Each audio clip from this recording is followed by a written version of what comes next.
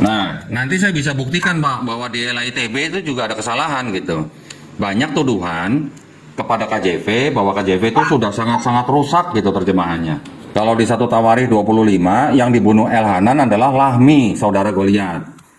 Tapi kalau di 2 Samuel 21:19 yang dibunuh Elhanan adalah Goliat, Pak. Nah, ini ada perbedaan kan Pak ya? Padahal ceritanya sama, yang membunuh sama, ciri-ciri yang dibunuh sama, yaitu tombaknya seperti pesa tukang tenun.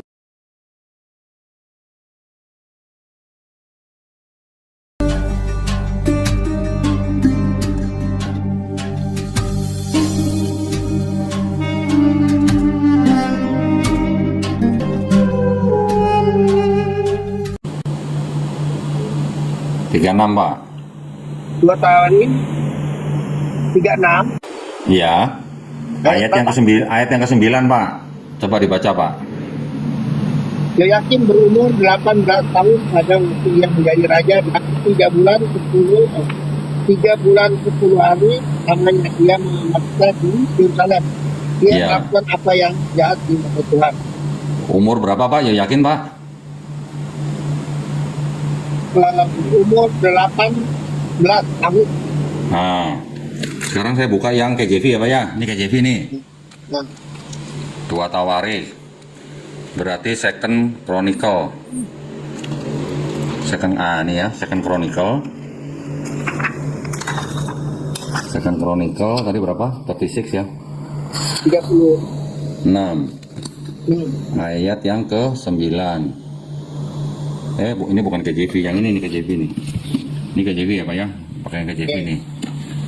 2 Tawarikh 36. Nah ini Pak, nih ya. Ya, Second Chronicle chapter 36 ya Pak ya. ya, ya benar. Nah, ayat 9 tuh Pak, coba Pak. Nah, coba tuh Pak. Yoyakin was 8 years old. 8 years old itu berapa tahun Pak? Ini nih, Yoyakin was 8 years old. Bapak bisa lihat di kamera saya nih Pak. Nggak kecil sekali. Saya bacakan Pak ya. Yoyakin was 8 years old. 8 years old itu berapa tahun Pak? 86. Enggak dong. 8. 1, 2, 3, 4, 6, 5, 7, 8. 8 ya. 8 kan? 8 tahun, iya. 8. Yang ini 8 years old 8 tahun Pak. Yang di 18. yang tadi 18. Kok bisa Pak ilham Roh Kudus beda begitu Pak? Iya. Bisa begitu? Nah, Enggak. kok bisa begitu ya? Ya, ini kan bukan penerjemah. Tadi teks aslinya apa? Nah, kan tadi saya bilang kalau yang KJV, PB dari Textus Receptus, PL-nya KJV menerjemahkan dari Masoretic, sedangkan TB menerjemahkan PL dari Biblia Hebraika Pak, yang dikeluarkan oleh Rudolf Kittel. Jadi teks asli yang salah yang mana gitu Pak maksudnya Pak? Nah, saya nanti apa Masoretic juga? iya, Masoretic kan teks otoritatifnya Kristen juga Pak, dipakai sama Kristen juga. Iya, kok bisa beda gitu Pak gitu. Nah, nanti saya juga bisa buktikan Pak bahwa LAITB itu juga ada kesalahan Pak. Jadi kalau orang yang menuduh bahwa KJV itu ngawur, jangan baca KJV gitu kan, ngawur gitu kan, tadi Pak Robert juga bilang gitu kan. Nah, nanti kita bisa. Iya, yang ini tadi KJV. Ini tadi KJV nih. Ini tadi diambil dari KJV nih Pak. Ada keterangannya nanti nih. Sebentar. Ah, ini. Kelihatan itu Pak? King James Version tuh. Ya kan? Nah, nanti saya bisa buktikan Pak bahwa di LAITB itu juga ada kesalahan gitu. Banyak tuduhan kepada KJV bahwa KJV itu sudah sangat-sangat rusak gitu terjemahannya. Tetapi nanti saya buktikan nih Pak di 1 Tawarikh 20 kalau nggak salah ya. 1 Tawarikh 20 ayat Nah, nih. Ini TB ya, Pak ya? Ini TB ya? Iya. Nah, 1 Tawarikh ayat 20, Pak. Ini pasal 20 nih, Pak, sorry. Pasal 20 ayat yang kelima nih, Pak. Maka terjadilah pertempuran melawan orang Filistin. Lalu Elhanan bin Yair menewaskan Lahmi. Siapa tuh, Pak?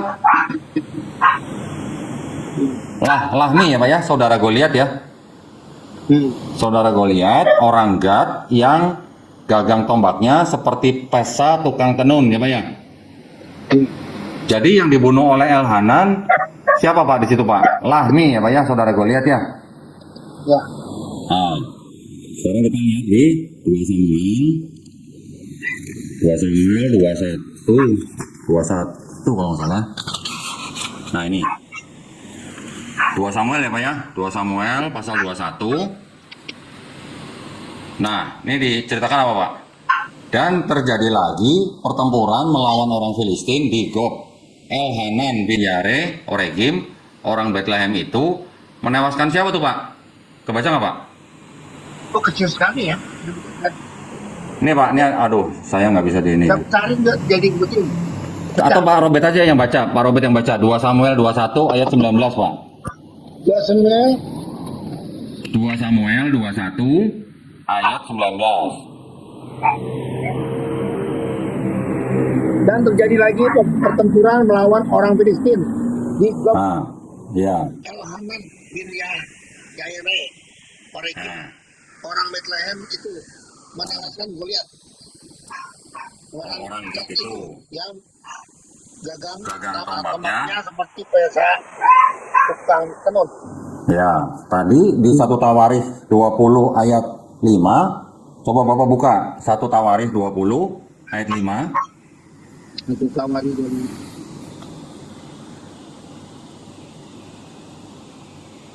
kemudian ayat berapa? 1 Tawarikh 20 ayat 5. Oh, 20 ya. Hmm. Maka terjadilah lagi pertempuran melawan orang Filistin. Lalu Elhanan bin Yair menewaskan Lahmi, saudara Goliat, orang Gad itu yang gagang tombaknya seperti pesa tukang tenun. Nah, Ya. kalau di 1 Tawarikh 25 yang dibunuh Elhanan adalah Lahmi, saudara Goliat. Tapi kalau di 2 Samuel 21:19 yang dibunuh Elhanan adalah Goliat, Pak. Nah, ini ada perbedaan kan, Pak ya? Padahal ceritanya sama, yang membunuh sama, ciri-ciri yang dibunuh sama, yaitu tombaknya seperti pesa tukang tenun. Saya buktikan nih, Pak, di KJV nih. Di KJV di 2 Samuel tadi 21:19.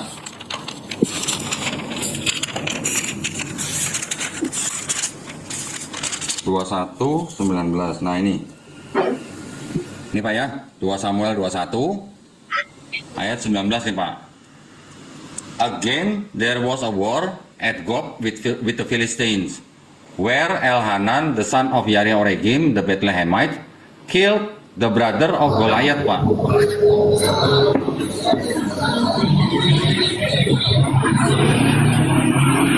Suaranya tolong yang lain di mute dulu kalau ada suara motor itu ya. Nah, itu ya. Saya ulang ya, Pak ya. Again there was war at Gob with the Philistines, where Elhanan the son of Yair Oregim the Bethlehemite killed the brother of Goliath the Gittite, the shaft of whom spears was like a weaver's beam. Di sini yang dibunuh siapa, Pak? The brother of Goliath. Kalau tadi yang di TB, yang dibunuh oleh Elhanan adalah Goliat. Di sini yang dibunuh the brother of Goliath, saudara Goliat, gitu, Pak.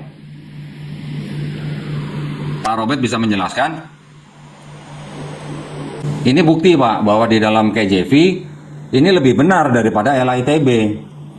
Kalau yang di TB tadi, yang di 2 Samuel 21:19, yang dibunuh oleh Elhanan adalah Goliat, bukan saudara Goliat, gitu. Padahal di 2 Tawarikh pasal 20 ayat 5 yang dibunuh oleh Elhanan adalah Lahmi, saudara Goliat, gitu, Pak. Jadi di sini terbukti KJV lebih benar gitu daripada TB. Jadi apakah LITB bisa diandalkan gitu maksud saya, Pak? di LAI mengatakan Goliat kan? Iya, Di TB, LAI. Kalau di Kemjen tertentu KJP apa? The Brother juga, of kan? Goliath. The Brother Pak, The Brother. Nah, The Brother itu berarti Saudaranya. saudara laki-laki Goliath gitu. nah, Ini tapi Pak, itu yang saya garis bawain tuh Pak, The Brother of Goliath tuh.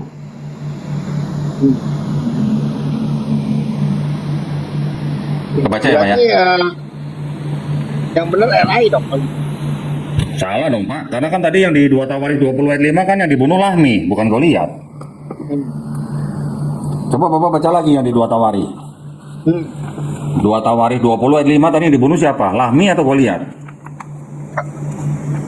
2 Tawarikh 20. 20 ayat 5. Lawan 1 Tawarikh Pak, sorry Pak. 1 Tawarikh. Sorry Pak, 1 Tawarikh 20 ayat 5 nih Pak. 1 Tawarikh 20 ayat 5 kan? Iya. Yang dibunuh Elhanan siapa tuh Pak di situ Pak? Soalnya nih ada nih, maka terjadi berarti setelah membunuh Goliat terjadi lagi pembunuhan Nah berikutnya. Goliath itu ada berapa Pak? Goliath kan udah dibunuh sama sama Daud Pak sebelumnya.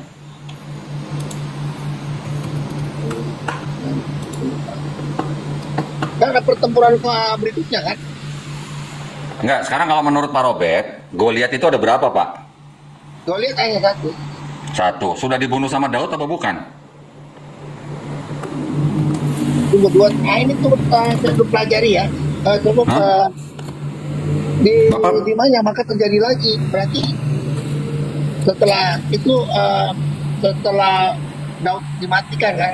Daud mematikan Goliat. Iya. Bapak silakan buka 1 Samuel 17 ayat 49 sampai 51 Pak.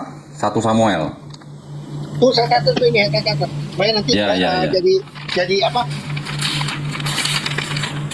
Ya, 1 Samuel 17 Pak. Ayat 49. Ini Pak, ini ada nih. 1 Samuel 17. 5 ayat 20 ya.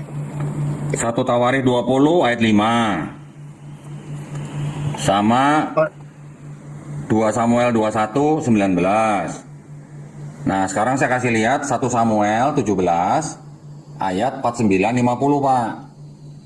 Di sini diceritakan Tawarik ya. 1 Samuel 17 49 50 ya Pak ya. Lalu Daud memasukkan tangannya dalam kantungnya, diambilnyalah sebuah batu dari dalamnya, diumbannya, maka kenalah dahi orang Filistin itu, sehingga batu itu terbenam ke dalam dahinya, dan terjerumuslah ia dengan mukanya ke tanah. Demikianlah Daud mengalahkan orang Filistin itu dengan umban dan batu. Ia mengalahkan orang Filistin itu dan membunuhnya tanpa pedang di tangannya. Nah, siapa orang Filistin itu? Ada di sini Pak. Perkelahian Daud dengan Goliat. Jadi yang dibunuh oleh Daud itu adalah Goliat. Nah, kenapa tiba-tiba Itu tadi berapa? Habis tadi apa tadi? Yang baru 1 Samuel 17 1 Samuel. 17 Ya. sampai ayat 49 sampai 51. 49 sampai 21 ya. Nanti Bapak cek 2 Samuel Taruh 2 Samuel 21 2 Samuel 21 ayat 19. ayat 19. 19. Terus Bapak cek lagi 1 Tawarikh 1 Tawarikh 20 ayat 5. sudah itu sudah. Sudah, 3 ayat itu aja Bapak pelajarin. Nah, nanti saya pelajarin. Ya. Terima kasih. Pak. Terima kasih itu Sama. informasinya. Ya, jadi Bagus dengan sekali, kejadian ya, dengan kesalahan seperti ini, pertanyaan saya tadi kan balik lagi. Apakah ilhamnya Roh Kudus itu salah atau bagaimana, Pak?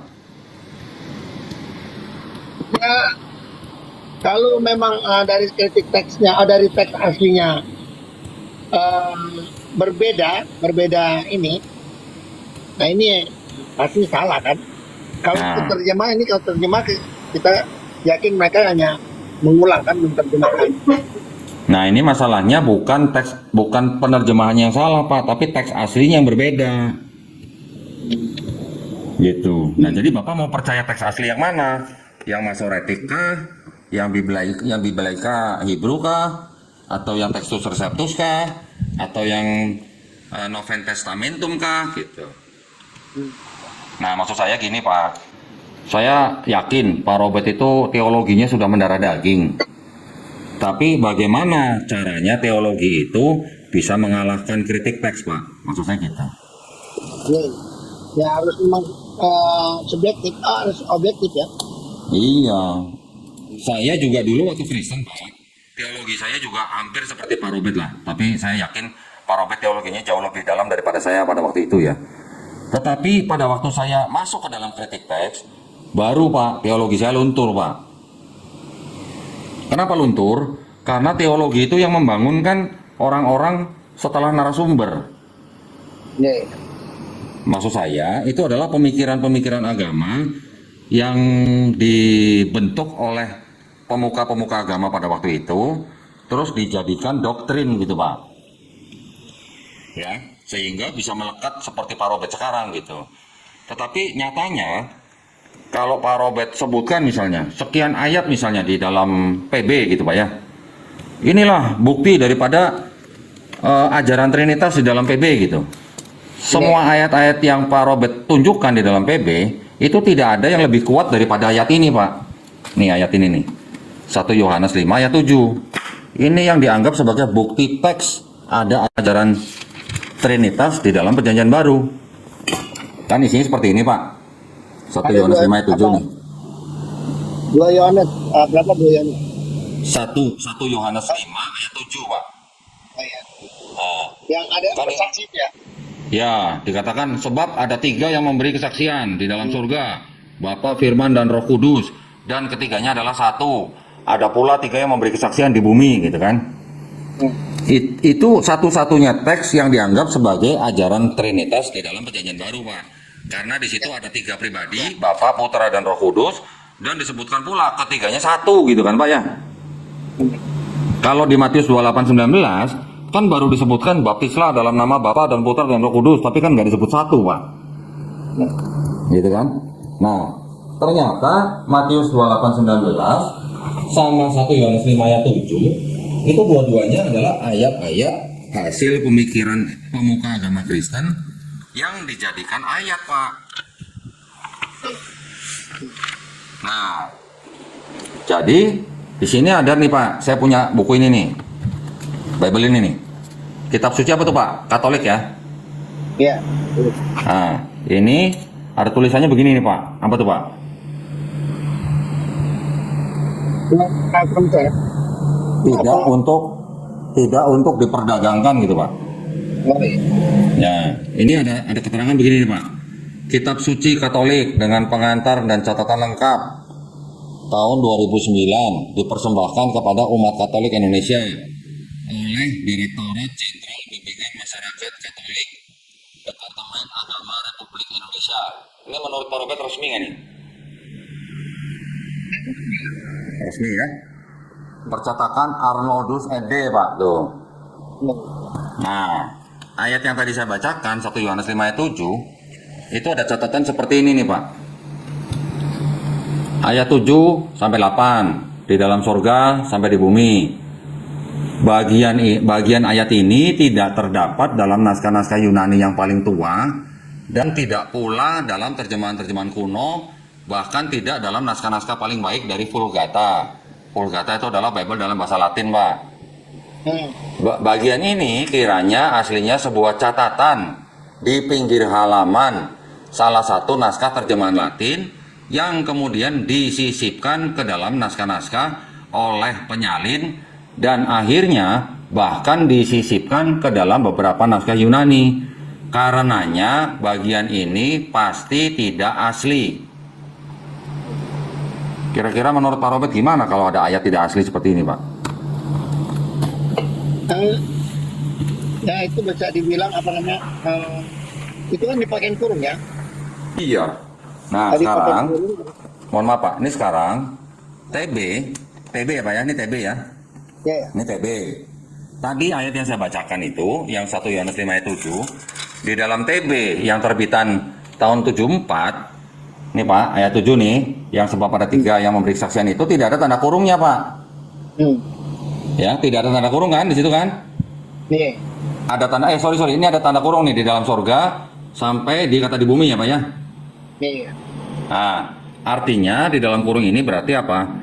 Berarti ayat ini tidak terdapat di dalam naskah-naskah yang paling tua gitu Pak. Nah, saya mau menunjukkan lagi nih ke Pak Robert nih. Di dalam Yohanes, Bapak ingat cerita mengenai wanita yang berzina, Pak?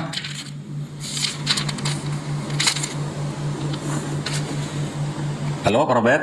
Ya, ya, ya. Dengar. Lanjut. Ah, di ceritanya mulai dari Yohanes 7 ayat 53 sampai Yohanes 8 ayat 11, Pak. Itu Pak, ayat 53-nya tuh. Di situ ayat 53-nya itu tidak ada tanda kurungan, Pak. Hmm. Itu yang di sebelahnya angka 8 tuh Pak. Ada ayat apa? Ayat 53 yang perikopnya perempuan yang berzina. Ayatnya lalu mereka pulang masing-masing ke rumahnya gitu ya. Dan Yohanes seterusnya berapa tadi? Yohanes berapa? Yohanes 7 ayat 53 Yohanes 7 ayat 53 ya. sampai Yohanes 8 ayat 11.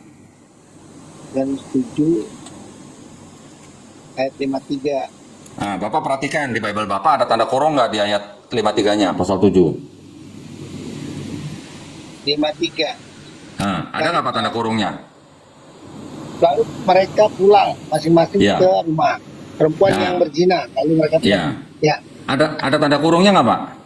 Nggak ada. Nggak ada. Saya kasih lihat nih Pak, TB2 nih Pak. Hmm. TB2 Yohanes 7:53.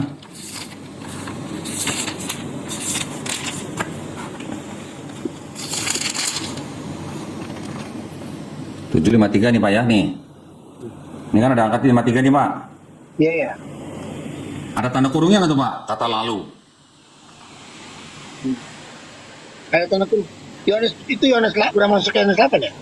Enggak, ini masih Yohanes 7 ayat 53, tapi dianggap satu cerita dengan Yohanes 8 ayat 1 sampai 11 Pak. Hmm. Nah, ayat 53-nya kan di Bible Bapak tidak ada tanda kurung kan? Hmm. Nah, di sini ada nggak Pak tuh tanda kurung tuh? Kelihatan nggak Pak? Ada. Nah, sampai Yohanes 8 ayat 11 nih Pak, ada tanda kurung nggak tuh? Yohanes berapa? Yohanes 8 ya? Sampai 11, ayat 11. Tuh ada penutup kurung kan? Yohanes Yang ada 11, kata-kata. Yohanes 8 ayat 1 sampai 11. 11 ya. Ada tanda kurung nggak Pak? Nggak ada. Nah, ini TB2 ada tuh Pak. Setelah kata buat dosa lagi, ada tanda kurung tuh. Bapak bisa lihat? Iya, ya, ada tanda kurung. Itu Ah. tanda 2 ya? Ini TB2 nih Pak. Nah, Bisa- kalau ambil tanda nah. ayat gitu. Itu bisa lihat. Nah, kalau ada tanda kurung, itu artinya apa, Pak? Ini, Pak. Ini ada buku penjelasan nih dari TB2 nih, Pak, nih. Ya. Ini ada keterangan nih, Pak. Tanda kurung tegak. Dalam perjanjian baru, TB2, teks-teks yang ditandai dengan kurung Itu tegak. saya lihat di TB2 ya. TB2 Yohanes 8 maksudnya. Yohanes 7:53 sampai 8 ayat 11, Pak. Ya, lapis. Oh, Bapak udah punya TB2? Ada. Nah, coba lihat. Ada tanda kurungnya nggak? Yohanes 7. 53. Yohanes 7.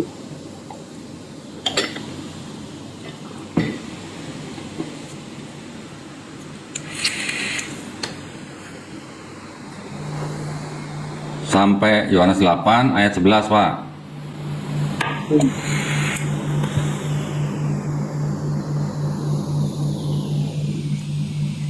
Yang Yohanes 7 53 Ya, ada tanda kurungnya nggak, Pak? sampai ayat 11 ya. Iya. Ya ada tanda kurung, ada tanda kurung. Ada. Jadi di TB1 tidak ada tanda kurung, di TB2 ada tanda kurung, betul nggak Pak Robert? Iya, TB1 ada tanda kurung. TB2 ada tanda kurung ya Pak ya? Iya, ya. Nah, kenapa tuh Pak? Kemudian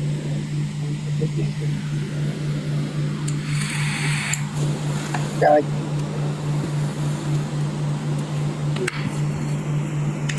Dua ayat.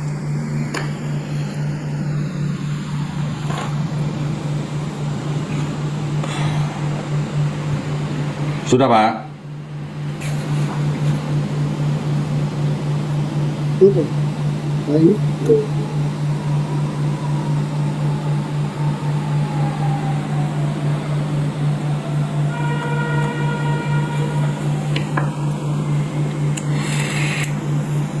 Kelihatan Pak?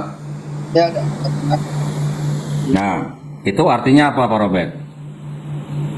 Ya, Itu biasanya artinya tanda kurung itu i- yang setahu saya iya.